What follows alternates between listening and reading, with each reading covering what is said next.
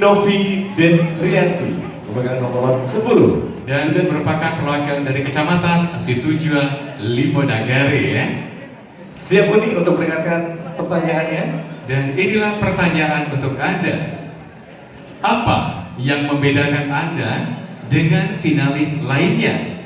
Dan seberapa yakin Anda dapat mengembangkan pariwisata dengan kelebihan tersebut? Jelaskan. Bagaimana Uni? Cukup jelas pertanyaannya? Jelas sudah.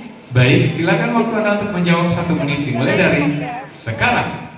Terima kasih atas pertanyaannya. Assalamualaikum warahmatullahi wabarakatuh. Waalaikumsalam warahmatullahi wabarakatuh. Menurut saya, kelebihan yang saya miliki dibandingkan dengan finalis lain sehingga saya layak untuk menjadi duta wisata Kabupaten 50 Kota adalah saya memiliki public speaking yang lebih baik sehingga saya akan mampu mempromosikan wisata yang ada di Kabupaten 50 Kota karena public speaking merupakan salah satu hal terpenting untuk mempromosikan wisata yang ada di Kabupaten 50 Kota.